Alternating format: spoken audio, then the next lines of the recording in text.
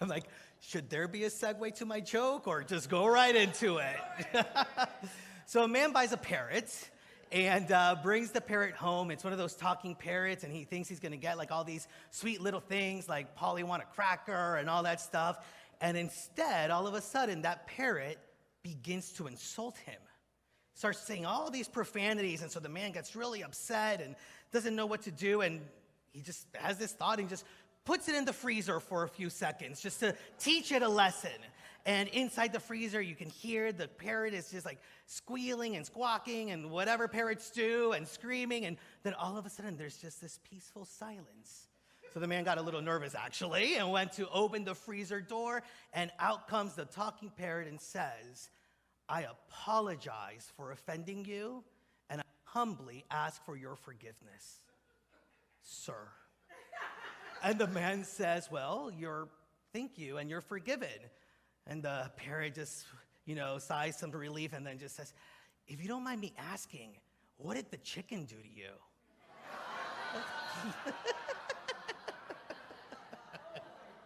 I know.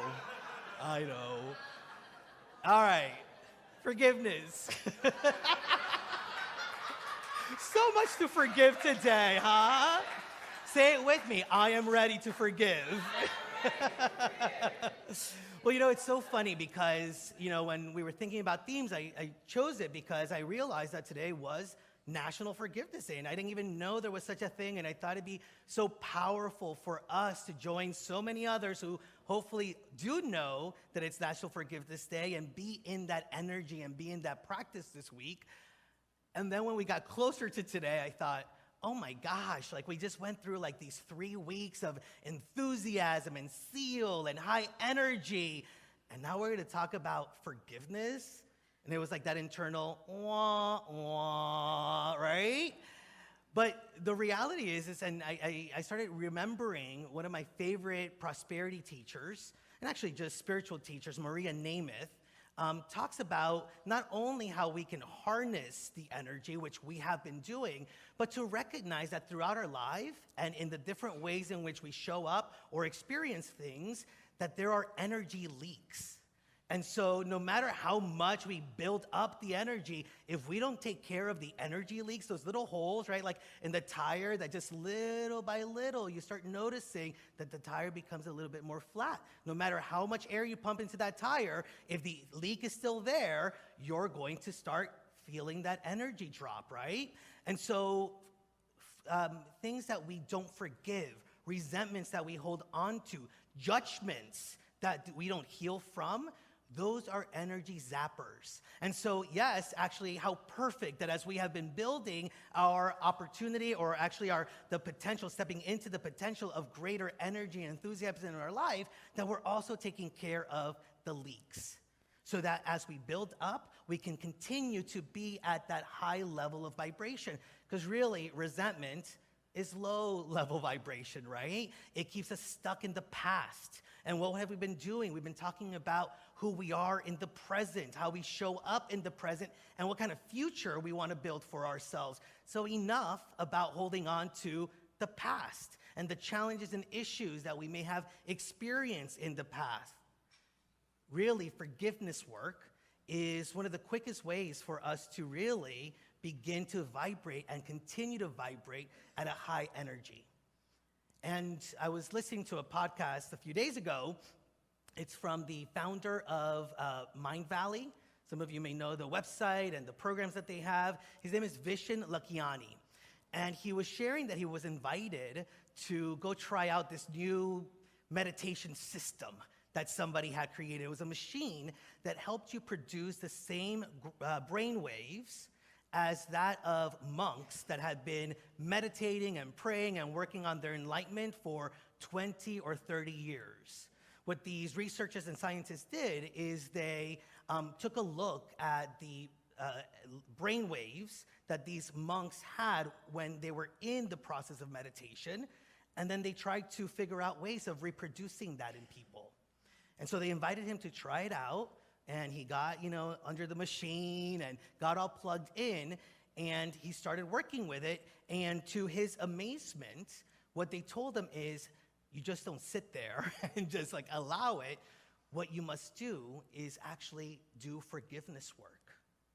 That's what these scientists and researchers realized would get us to vibrate and have that same brain wave energy as the monks that have been seeking that enlightenment through prayer and meditation for decades. Now, maybe some of you already feel very enlightened. I have those moments too. But Ram Dass, one of my favorites, says, if you think you're enlightened, go home for Thanksgiving. Thanksgiving is going to be here quicker than you think, everyone, right? But, if you're enlightened, look at the places where you're triggered, is what he's saying. How are you able to be in the presence of things that may be triggering or may remind you of things that in the past may have triggered you? Now, how many of you know that there is someone or something that you can forgive right now? That you're being asked to forgive. For those of you who may not be sure, check your pulse right now. If you have one, I bet there is something or someone to forgive. It's part of the human experience. In my view, it's part of the human experience. It's part of our evolutionary work. It is how we get to continue to evolve and step into a greater sense of our truth. And maybe, just maybe, as we uncover and become more honest with ourselves about the releasing and letting go of certain judgments and resentments that we may have towards other people or even to ourselves, we can continue to go deeper into the full essence of who we are.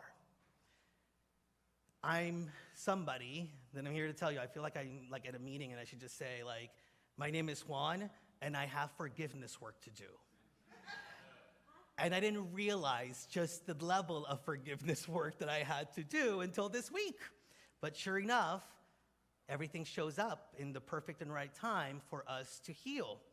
Now, Charles Fillmore says this about forgiveness. He says, forgiveness is a process of giving up the false for the true. Forgiveness means the giving up of something. And so the question that I think it begs is, what are we clinging to when we have our resentments? What are we clinging to when we are unwilling to forgive someone for something that they may have done to us or we may have perceived they did to us?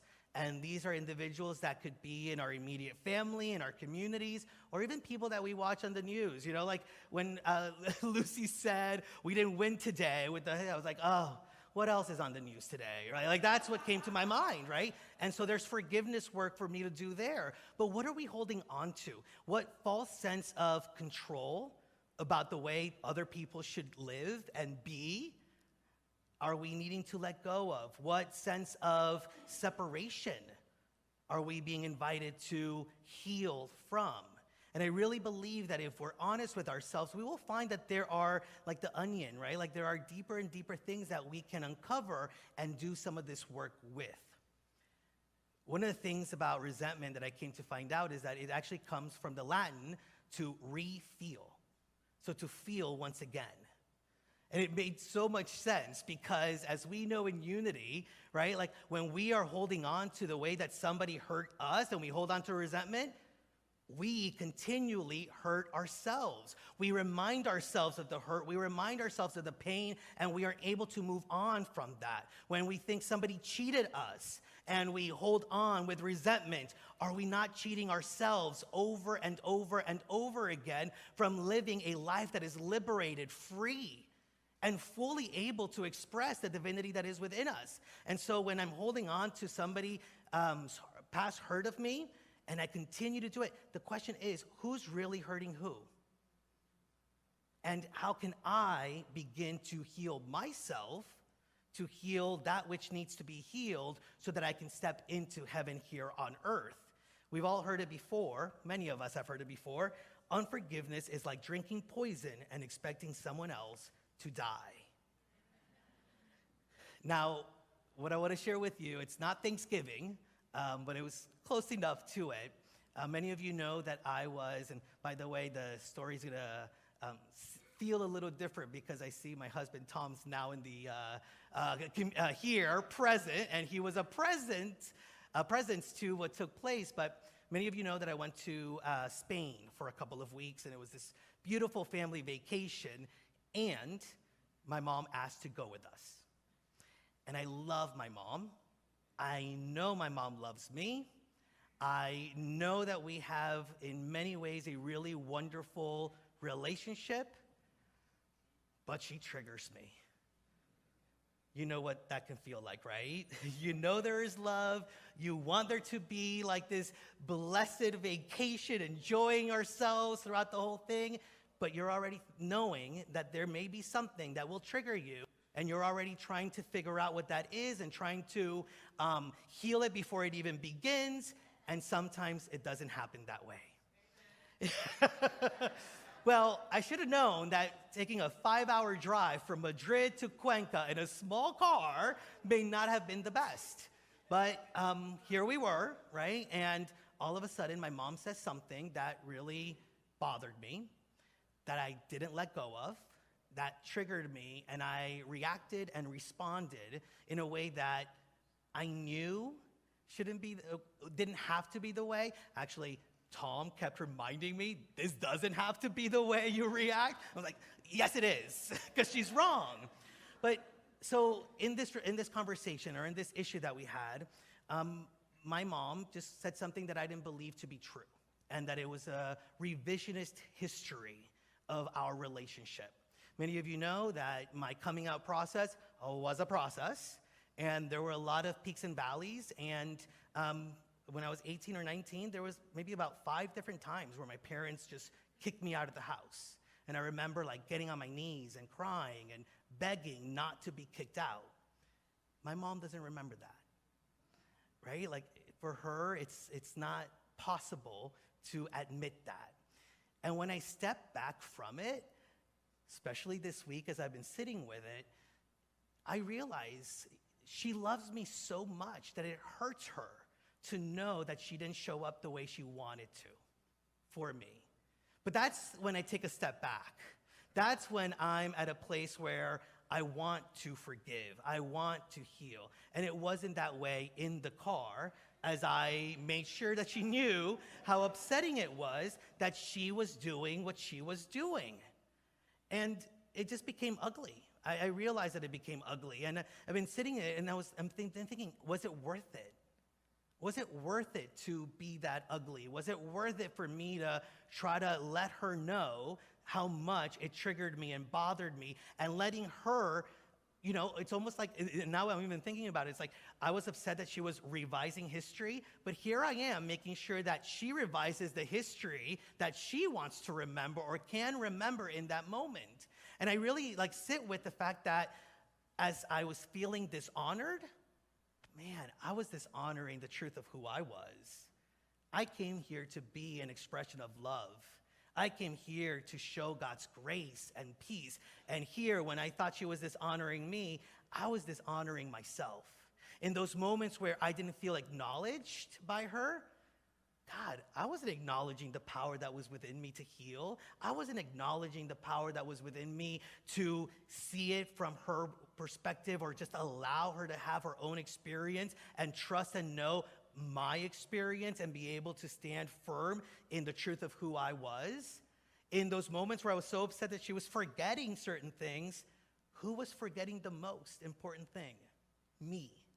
I wasn't showing up the way I wanted to. I wasn't being as loving as I could be. And I wasn't allowing myself to just simply let it go. I became what I was most upset about. And I really believe that if we look at the ways in which there are experiences that need our forgiveness, or resentments that we need to let go of, that we realize that no one can do anything to us that we haven't done to ourselves. And actually, no one can do to us what we aren't currently doing to ourselves. And to me, recognizing that is so powerful, because it opens us up to empathy, it opens us up to compassion, it opens us up to vulnerability, and most importantly, it opens us up to recognizing the journey that we are on to express our divine selves, and to really step into embodying the Christ nature that is within us. And by forgiving other individuals, what we're really doing is we are trusting the power of God through forgiveness. And the moments that we do that, we all of a sudden make it easier for us to do the self-forgiveness work. As we see other people in their truth, regardless of how they show up, it becomes easier for us to see ourselves in our truth, even regardless the way that we show up. And so here I was upset with my mother, and the reality is that I was really upset most with myself because I wasn't allowing myself to fully move on and be in the grace of God. Now, Neil Donald Walsh reminds us that this is from Conversations with God. And so in a conversation that God is inspiring in him, he says that God said, "I have sent you nothing but angels. Every person that enters your life is a fellow angel there to teach you something." So there is work for me to do there. Now, interesting enough, I was also watching Edwene Gaines, one of my other favorite prosperity teachers, and she talks about forgiveness actually being one of the tools that we can use for a greater understanding of abundance and prosperity, a manifestation of it in our lives. And it's just so funny because, first of all, she and Charles Fillmore in the book Prosperity, they talk about there's a difference between being in debt and using credit wisely. And they say that if there is debt that feels burdensome in your life, it's really a manifestation of the forgiveness work and the resentments that you are holding in. Because as you are holding other people in your debt grows. And it's just so interesting because a couple of days ago, I was looking at, I make all of my payments at the beginning of the month and everything. It was like, oh, there's a little more debt in there than I realized. Now, there's nothing to worry about, all good, but it was something that I realized, and now that I'm putting it all together, it's all just showing up for me to say, actually, I can be liberated from this. I can liberate myself and others from the debts that I'm holding on to. And in the powerful way that I can release them and myself from it, I can liberate myself to truly living abundance, prosperity, wholeness, all the things that we always talk about we want to experience in the present and in the future by letting go of the past that may not have shown up in that way. Edwene Gaines says, if we refuse to forgive, we are clinging to self-defeating feelings such as guilt, shame, blame, hurt, and resentment. And when we do this, we cannot feel truly worthy of having the best God can give us. We cannot and will not accept God's gift. We close ourselves off to receiving because we are closing ourselves off to giving of our true nature, which is love, forgiveness, and release and letting go. And for me, it's a matter of recognizing that God is love and that in God there is nothing to forgive. And so then in my own Christhood, in my own divinity, there also is nothing to forgive, and yet I'm having these experiences. So the way for me to move into and move back into my true self is by doing this work, is by releasing and letting go of resentments. And so what are some of the ways in which we can do it? I've recognized that for me, what works is a couple of things. And I'm laughing because as I'm sharing, I'm like, it works because it hits me in the face and it makes me be honest. For me, the process of forgiveness, true forgiveness, takes 3 steps. One is to be vulnerable. The second one is to open our hearts. And the third one is to take concrete steps to show ourselves that we have done the forgiveness. Now, here's the thing with being vulnerable. We have to be willing to tell the truth. And we have to be willing to tell the truth, and there are so many different traps that we can fall into when we're looking at things that we need to forgive or let go of. How many of you have let go, let God? Let go, let God. There's forgiveness work to do. Let go, let God. Let go, let God. No, I let go, let God. Don't trigger me. I let go and I let God. Don't trigger me, I said. Let go and let God. And so maybe we're just using that let go, let God as that spiritual bypassing to not actually do the work that it takes to forgive, the work that it takes to go deeper into the essence of our being and connect with others from that deepest essence and understanding of our truth. The other piece of the vulnerability part is to be honest with ourselves about what we're really talking about. With Tom, I was saying, no, I've forgiven the fact that they threw me out of the house all those times. I've forgiven that. I just can't stand when they don't acknowledge it. I've been sitting that with this week. And if I really if I really forgave it, does it matter for anyone to acknowledge it? And so all of a sudden I see Tom, he's like, I was right about that one, Juan. I'm working on it, Tom. But yeah, all of a sudden it's like, wow, like I was pretending that the forgiveness work was about something else because I was so scared or nervous about going deeper into it. And now I have the opportunity because now I see, now I am more willing to do the work. And the beautiful thing about being vulnerable is that the moment that we're vulnerable, it automatically opens up our heart. And the moment that we open up our hearts is an opportunity for us to ask some really important questions. So now that we're in the heart space and we want to step into an understanding heart, how can I understand this experience differently? Hurt people. What else is there? They did the best that they could. I'm doing the best that I can as a parent to 10-year-old Lucas, right? And so all of a sudden, like maybe there's a different story that we get to tell about the actual experience, right? Like the story of, she loves me so much that it hurts her to think that she didn't show up the way that she would have and the way that she shows up now, because she shows up for our family in beautiful ways, right? And so all of a sudden I can have that understanding heart that provides empathy, that provides compassion, that provides connection, and that heals that sense of separation. I can ask, how is this person an angel to me? What would it look like if anytime we're triggered or anytime something comes up, rather than reacting negatively to it, we ask ourselves, how is this an angel in my journey of evolution? How is this an angel in my journey of deepening my understanding of the truth of my very being? And then when that story gets retold in a different way and you come to understand it from a different vantage point, then we can ask ourselves, what's the action step that I can take to solidify my faith and trust in the work that I've just done? And so what are the ways in which that forgiveness action step can show up? And there are so many different ways. It's almost like putting that exclamation point at the end of the forgiveness work to go into some sort of action. It fortifies our resolve in the power of releasing. And so for some of us, it may look like calling that individual and letting them know that you're there to talk it through, to speak your truth, to share what it was that hurt you, to share what it was that you understood, to share where you're at with it, and to do the forgiveness work and the reconnecting. It also doesn't have to involve the other person, right? Because this is an inside job. This is inner work. And so there may be individuals that you need to create better boundaries with. That's not what I'm saying with forgiveness work is not everybody gets to come to the party, right? And we can recognize the way in which we show up ourselves to the party. And so maybe you write a letter to that person, you write it all out, but then you burn it, you know? And that way you're able to like just move through the process. Now, the process that I want to share with you and that I'm going to invite you into this week is one from Edwin Gaines. So it's based on that story where Jesus is asked how often you should forgive somebody. And the answer is 70 times 7.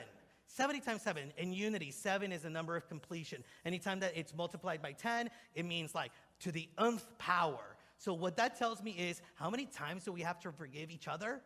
All the time. All the time, moment by moment. It is a work of a lifetime to be able to release the resentments and be able to move into closer connection and understanding of our truth. And so this week, what I'm asking you to do is, think of one person that you have to forgive or that you're invited to forgive. And in the mornings, right, I forgive so-and-so for so-and-so 35 times in the morning, 35 times in the evening. That is 70 times that you're writing it, and you do this for 7 days. You got that? So 35 in the morning, 35 at night for 7 days. You're with me on this one? On National Forgiveness Day, imagine the energy and the uplift and the raising of the vibration that we can experience, but that also we invite other people to experience when we do this work. Charles and Myrtle Fillmore were so intent on forgiveness work as part of their own healing of what was taking place within them. They would go to bed at night, every night, and ask themselves this one question: who have I kept from my heart this day? Who have I not allowed in my heart this day? And the follow-up is, how can I invite them in now? And that is what I invite all of us into, so that we can vibrate at a higher level, so that we don't have any more energy leaks, and so that we can stop the system of oppression and of blame and guilt and shame, that when we believe for others, we believe for ourselves. And the way that we liberate others from it is the way that we liberate ourselves from it, and we're able to live into our truth. We're able to create heaven on earth, not only for ourselves, but for them, for the community, and for the world. It is all a work of releasing that which doesn't serve us and stepping into what does. Namaste. Let's have a very forgiving week. Thank you so much for visiting our YouTube channel. We post new videos every week to keep you positive, present, and inspired to your divinity. Please click on the subscribe button below and also that notification bell. Remember to share this with your friends and your family, those that you know will be inspired just like you have been. And always remember that we love you, that we bless you, that we behold the Christ in you, and we see you doing great things. Thanks and take care.